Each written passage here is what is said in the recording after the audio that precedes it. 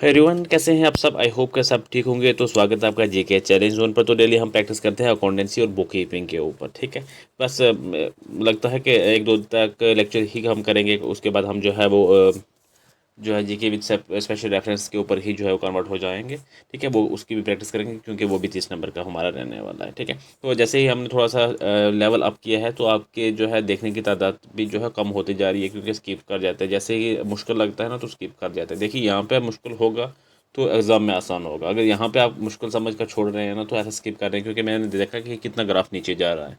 जैसे थोड़े से डिफिकल्ट क्वेश्चन आते हैं तो वहीं से स्किप हो जाता है। तो अगर ऐसे स्किप करेंगे तो आप फिर रूटीन में वही क्वेश्चन आएंगे जो आप को आते होंगे, तो फिर फ़ायदा कोई नहीं। आप वो करो जो नहीं आता है, उससे जो है आपकी प्रैक्टिस होगी। यहाँ पर करोगे तो यहाँ पर एक दो बार गलत होगा, तीन बार गलत हो, जैसे जैसे रिपीट होते रहेंगे तो आपकी अच्छी खासी पकड़ बन जाएगी। उसको ये मद्देनजर रखते हुए ही लेक्चर को जो है वो पूरा देखा करें, ठीक है। शुरू करते हैं, आपका टाइम ज़ाया नहीं करेंगे। क्वेश्चन फर्स्ट में कह रहे हैं कि introduction to financial accounting consider the following statements regarding financial accounting. तो यहाँ पे 4 स्टेटमेंट है हमारे पास, हमने वो बताने हैं जो सही स्टेटमेंट है। देखिए क्या करना है कि मैं स्टेटमेंट एक बार जो है सारी पढ़ दूंगा। उससे क्या होगा कि आप को जो है पास करने की ज़रूरत नहीं पड़ेगी। साथ में आप भी एनालाइज करके आंसर कर सकते हैं। फिर आपने अपना आंसर मेरे आंसर के साथ जो है वो मैच कर लेना, ठीक है। क्या कह रहे हैं, financial accounting primarily provides information to external users of an entity. Second कह रहे हैं, financial accounting is concern only with regarding cash transactions. Third में कह रहा है कि accounting information should process qualitative characteristics such as relevance and faithful representation. Fourth category, financial accounting normally follows a systematic process of records regarding classifying and summarizing transactions. अब बताओ कौन से यहाँ पे हमने यहाँ पर सही बताने, तो सही कितने सही स्टेटमेंट हैं यहाँ पे। ठीक है, यहाँ पे जो है सेकंड वाली स्टेटमेंट हमारी सिर्फ जो है वो गलत दी है। फर्स्ट, थर्ड और फोर्थ यहाँ पे ठीक दी गई है। क्या सेकंड में गलत क्यों दी गई है? फाइनेंशियल अकाउंटिंग का मेन पर्पज जो है फाइनेंशियल इन्फॉर्मेशन प्रोवाइड करना है, स्पेशली इंटरनल यूजर्स के लिए, जो जैसे इन्वेस्टर हो गए या क्रेडिटर एटसेट्रा, ऐसा कुछ जो भी यूज़र हो गए उनके लिए जो है इन्फॉर्मेशन प्रोवाइड करना होता है। सिर्फ कैश ट्रांजेक्शन रिकॉर्ड करना इसका पर्पज़ नहीं होता। जो अकाउंटिंग इन्फॉर्मेशन जो है रेलिवेंट और फेथफुली रिप्रेजेंटेड होनी चाहिए, ठीक है। तो ये सेकंड वाली स्टेटमेंट हमारी सिर्फ गलत है, बाकी फर्स्ट, थर्ड एंड फोर्थ जो ठीक है। ऑप्शन बी हो जाएगा क्वेश्चन नंबर फर्स्ट का राइट आंसर। अगला क्वेश्चन है हमारे पास अकाउंटिंग इक्वेशन और जनरल के रिलेटेड जो है ये क्वेश्चन रहने वाला। क्या कह रहा है कि बिजनेस परचेज फर्नीचर वर्थ जो है 40,000 फॉर कैश एंड सब्सिक्वेंटली जो है परचेज गुड्स वर्थ जो है 25,000 रुपीज़ ऑन क्रेडिट। तो क्या इसका इक्वेशन बनेगी और क्या इसका आंसर बनेगा? What will be the net effect on this transaction on the accounting equation.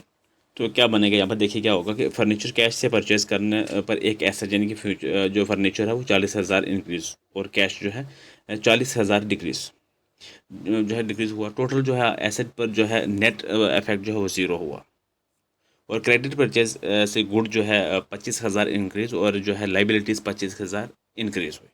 तो ये क्या बनेगी यहाँ पर? देयरफॉर नेट जो एसेट्स जो हमारे पास क्या बनेगा कि जो 25,000 है प्लस 25,000 और लाइबिलिटीज़ जो है वो 25,000, ठीक है। यानी asset increase by 25,000 and liability increase by 25,000। तो ये आंसर इसका ऑप्शन ए हो जाएगा क्वेश्चन नंबर सेकंड का। नेक्स्ट क्वेश्चन है हमारे पास वोचर अप्रोच इन अकाउंटिंग। यहाँ पर consider the following statements about accounting vouchers के ऊपर हमारे पास 4 स्टेटमेंट है। हमने बतानी है कि विच स्टेटमेंट्स इज आर करेक्ट जो भी है। हाँ, हमें इनकरेक्ट जो है यहाँ पर बतानी है, गलत स्टेटमेंट जो है इनमें से वो बतानी है कि कितनी है, ठीक है। पहले मैं कह रहा है कि voucher provide documentary evidence supporting an accounting transaction. Second कह रहा है voucher may be prepaid on the basis of an invoice, receipt or other relevant source document. Third कह रहा है कि every voucher necessarily represent a cash transaction. Four में कह रहा है कि proper vouchers control can help in reducing the possibility of unauthorized transaction. अब बताएं कौन सी यहाँ पर गलत स्टेटमेंट, कितनी स्टेटमेंट यहाँ पर गलत है? तो देखिए यहाँ पर सिर्फ जो है वह तीसरी स्टेटमेंट हमारे पास गलत स्टेटमेंट दी गई है। क्यों? देखिए वोचर जो है सिर्फ कैश ट्रांजैक्शन के लिए नहीं होता, क्रेडिट ट्रांजैक्शंस के लिए भी सपोर्टिंग जो है वोचर या डॉक्यूमेंटेशंस होती है। वोचर्स जो है एडिट ट्रायल्स क्रिएट करता है और अनऑथोराइज ट्रांजैक्शंस को कंट्रोल करने में भी जो है उससे हेल्प करता है, ठीक है। ये गलत स्टेटमेंट है सिर्फ, और हमें गलत ही बतानी थी, तो ओनली 3 इसका राइट हो जाएगा। ओनली 3 जो है वो ऑप्शन बी में है, ठीक है। Option B question number third का राइट आंसर है।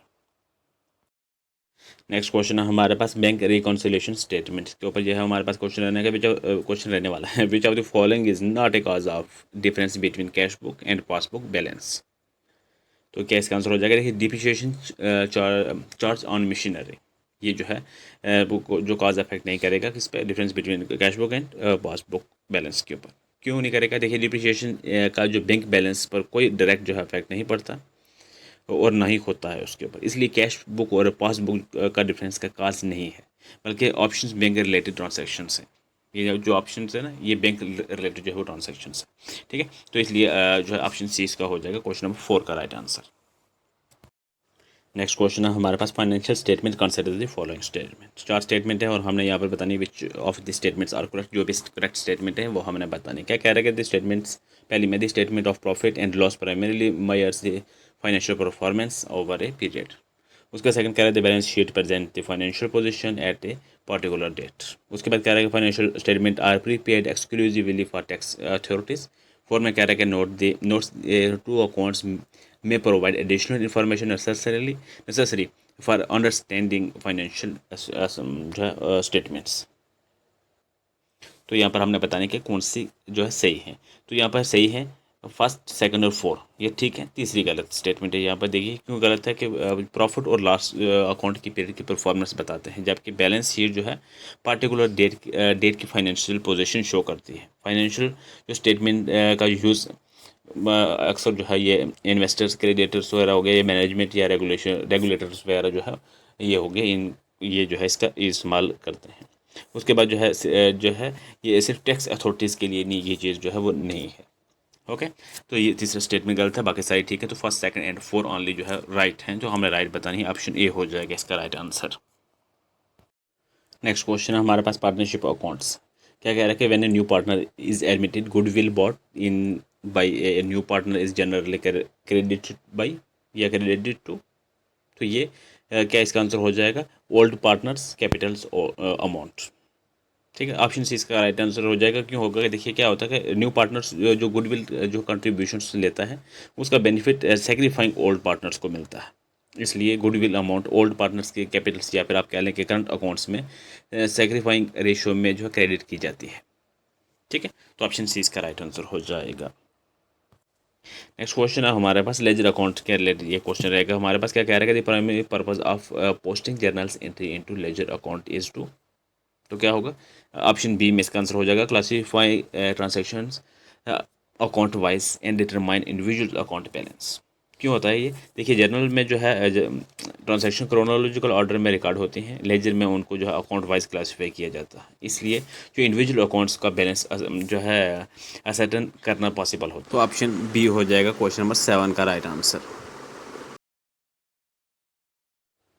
नेक्स्ट क्वेश्चन है हमारे पास कि cash book consider the following statements regarding A 3 column cash book.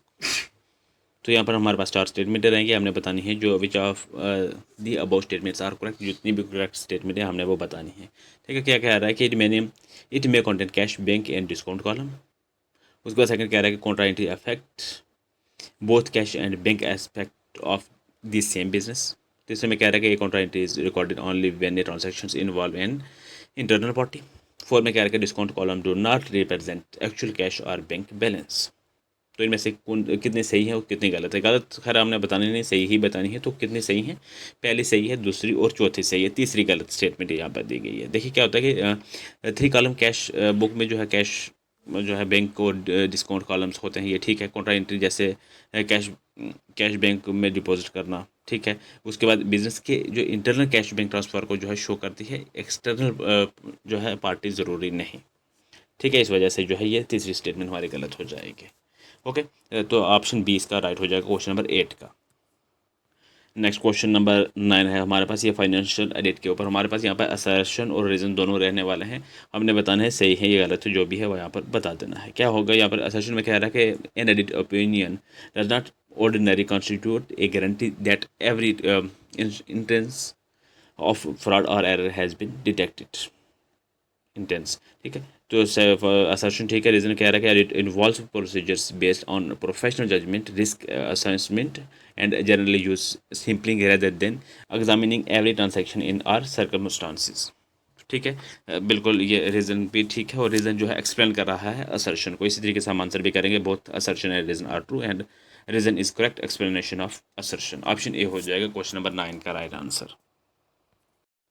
Next question है हमारे पास double double entry book keeping के ऊपर ये रहने वाला। क्या कह रहा है कि which of the following best represent the fundamental principle of double entry book keeping. इनमें से हमने बताना है, तो वो है ऑप्शन बी में कि every transaction has at least to accounting effect maintaining equality between total debits and total credits. ये हमारे पास जो है इसका जो है बेस्ट बनेगा। इस क्वेश्चन का आंसर भी ऑप्शन बी हो जाएगा। देखिए क्या होता है कि डबल एंट्री का कोर जो प्रिंसिपल है ये कि हर ट्रांजैक्शन के एटलीस्ट दो अफेक्टिंग अकाउंट जो है वो दो अफेक्ट होते हैं, एक डेबिट और कॉरस्पॉन्डिंग जो है क्रेडिट। इसी वजह से जो है अकाउंटिंग रिकॉर्ड्स का फंडामेंटल बैलेंस जो है मेंटेन रहता है।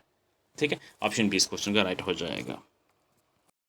तो नेक्स्ट क्वेश्चन है हमारे पास ट्रायल बैलेंस के ऊपर जो है ये रहने वाला है। Consider the following statement regarding trial balance. जहाँ पर जो है हमने जो जितनी भी सही स्टेटमेंट है हमने वो बतानी है। पहले स्टेटमेंट कह रहा है कि agreement of trial balance totals proves that the accounting records and completely free from error.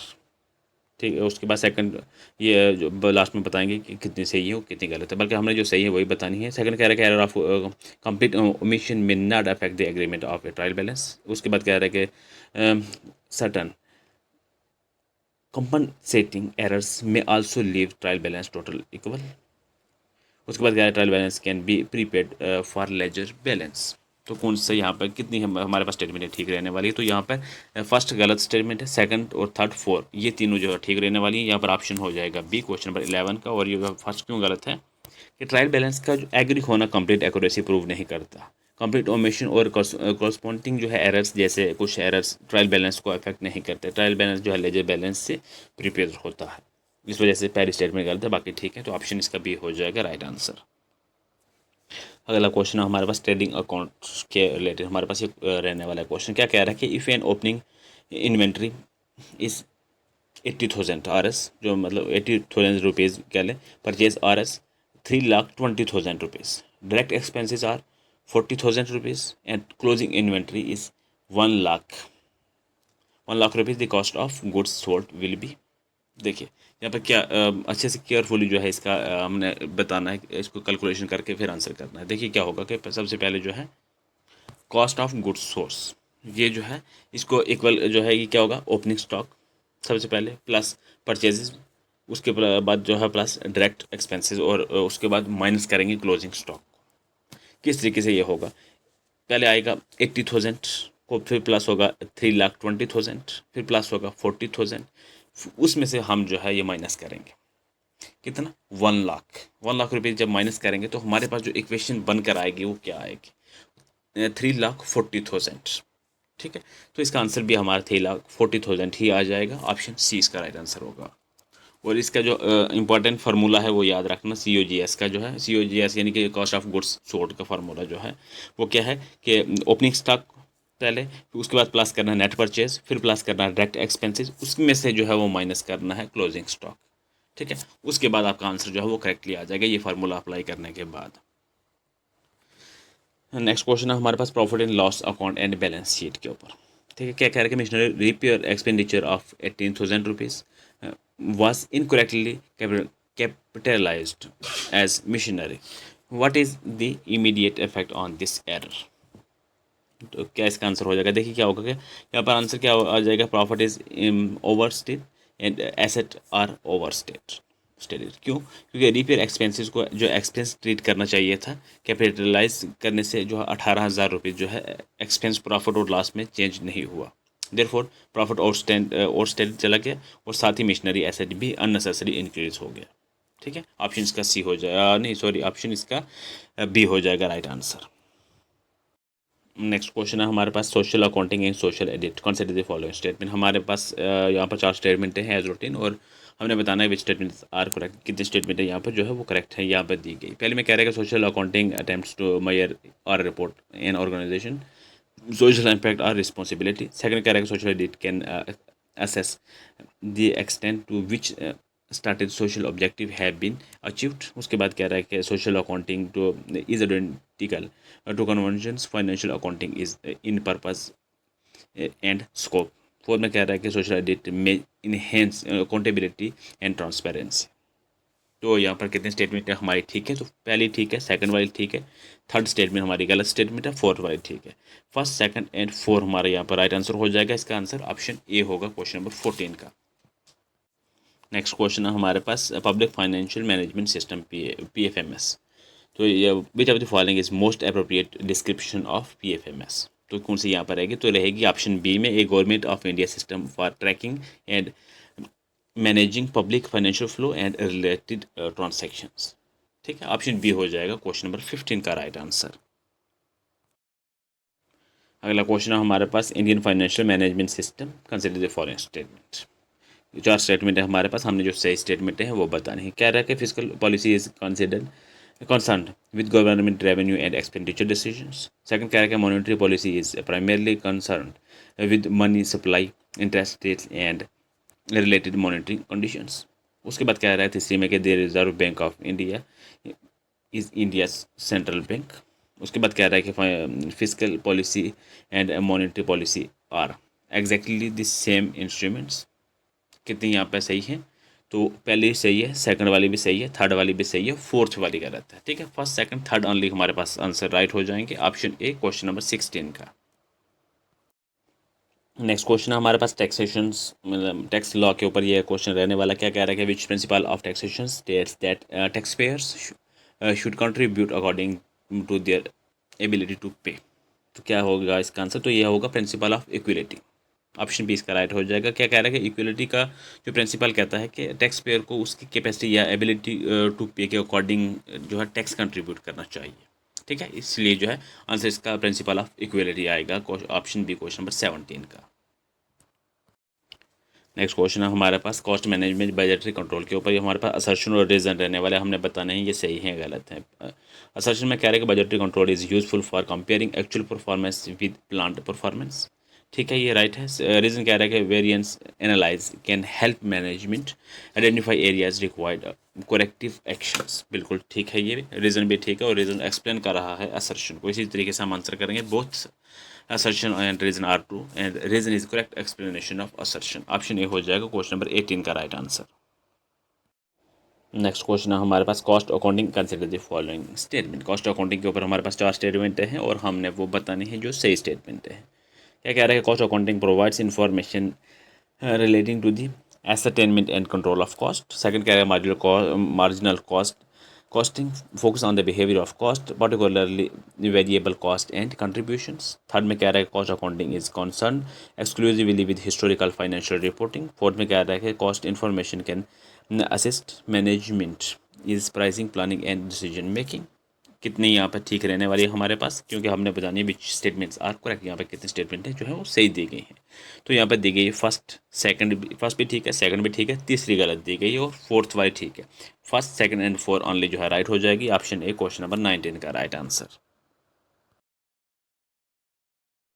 अगला क्वेश्चन है हमारे पास के डेवलपमेंट इन अकाउंटिंग कॉन्सेप्चुअल या एडवांस के ऊपर जो है ये स्टेटमेंट नहीं बल्कि क्वेश्चन रहने वाला है। क्या कह रहा है कि which of the following developments has most directly increase and ability of accounting system to process large volumes of transactions and provides timely information for managerial decision making. तो कौन सा आंसर इसका रहने वाला है, तो ये रहेगा ऑप्शन बी में कि कंप्यूटराइज्ड अकाउंटिंग इंफॉर्मेशन सिस्टम्स और रियल टाइम डाटा प्रोसेसिंग। ठीक है, इसका जो सूटेबल आंसर बन रहा है वो ऑप्शन बी में बन रहा है क्वेश्चन नंबर 20 का। तो इसी के साथ हमारे आज के क्वेश्चन यहाँ पर कंप्लीट हो जाते हैं। 20 क्वेश्चन जो है आज हमने यहाँ पर कवर किए हैं। आज मिक्स क्वेश्चन कवर किए हैं जो है। आज जो है एक चीज़ हमने मैच फॉलोइंग जो है वो स्किप कर दी है। बाकी रीज़न और असर्शन भी हमने किए हैं। उसके बाद हमने जो है ये स्टेटमेंट बेस भी और सिंगल लाइनर क्वेश्चन भी जैसे भी कॉन्सेप्चुअल क्वेश्चन जो है सब जो है करने की कोशिश की है। और मुझे उम्मीद है कि साथ साथ में आपने भी अटैम्प्ट किए होंगे। अगर आप किए हैं तो मुझे अपना स्कोर कार्ड ज़रूर शेयर कर देना कि आपने 20 में से कितने क्वेश्चन जो है वो सही किए हैं। और एक क्वेश्चन डेली की तरह आपके लिए रहता है, वो क्वेश्चन ऑफ द डे ये रहने वाला है। इसका आंसर आपने कमेंट में करना है कि क्या इसका आंसर जो है करेक्ट बन कर रहेगा। 4 ऑप्शन आपके पास है, जो भी सूटेबल आंसर है वो आपने कमेंट में कर देना है। तो थैंक्स फॉर वॉचिंग, मिलते हैं नेक्स्ट लेक्चर में। आपका टाइम ज़्यादा ज़ाया नहीं किया जाएगा।